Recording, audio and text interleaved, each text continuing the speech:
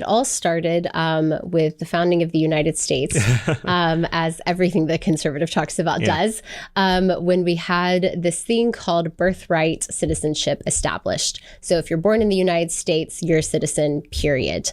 And so in the United States in particular, because of the benefits of citizenship, right, this led to a industry called birth tourism, where women would come from other countries, oftentimes Asia, oftentimes China in particular, in about the 8th month of their pregnancy with the unstated purpose of giving birth in the United States, so that the child would gain and maintain all the benefits of citizenship, of legal protection, of education, and as well be a process by which the parents could apply for citizenship themselves.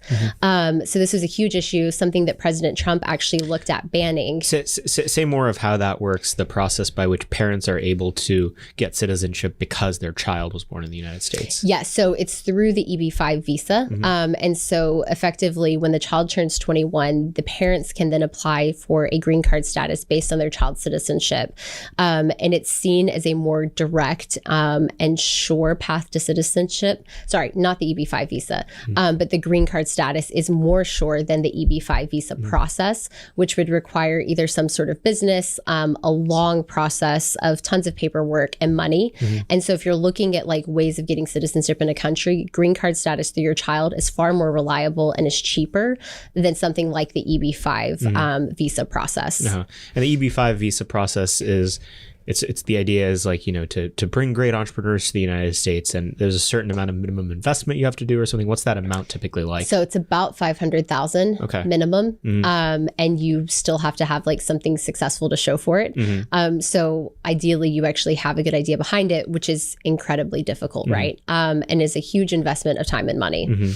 Whereas end to end, your typical commercial surrogacy process costs how much? So for international, especially coming from China, you're looking at between 200 and 300,000.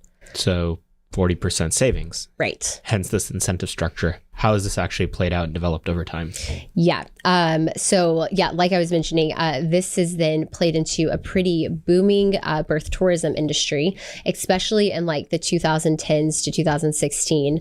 And so President Trump, when he was running, actually looked at finding ways to end birth tourism, to make it illegal through the birthright citizenship process.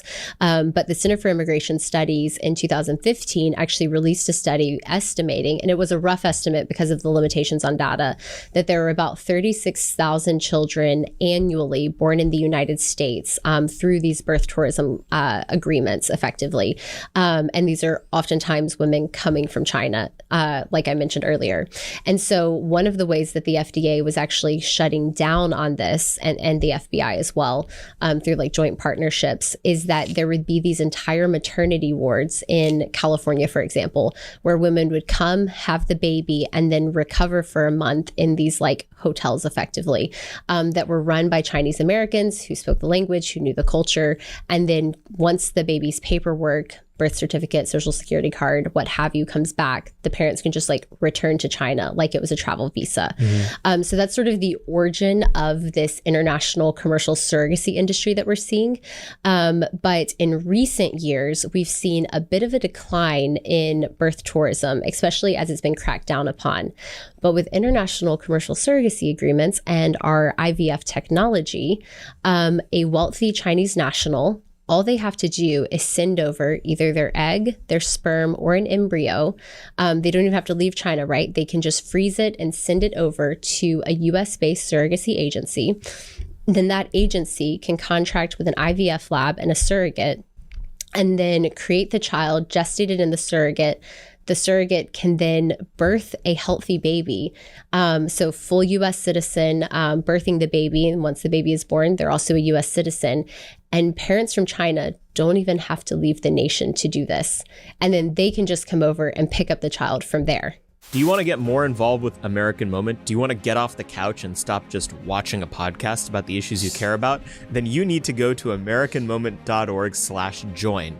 If you fill that form out, one of our team members will meet with you and we'll discuss how best to get you involved in politics and public policy here in DC. Maybe that involves you coming and working at a think tank or a congressional office. Maybe you're in business and it means just holding on for a few years until we get the next presidential administration. Maybe you're a very wealthy person who wants to give us a bunch of money. Either way, go to americanmoment.org/join to meet with a member of our team and get involved more substantively in trying to save this country. It's not enough to listen to podcasts. You actually have to do something.